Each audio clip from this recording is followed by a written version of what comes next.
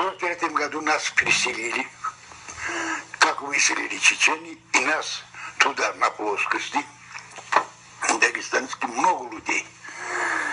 И так уже там место неважно было. Селение введено в этот район. Ашико 73, но он предпочитает, чтобы его называли по-советски Алексеем. Ашико ветеран НКВД, участник первой антитеррористической операции, той, что проводилась в горах Кавказа еще в 1953 году. О ней практически никто не слышал. Между тем, это был первый опыт борьбы с организованными группами боевиков, опиравшимися на помощь из-за границы. Удачный опыт. Ну, надо было добровольцы банды искать.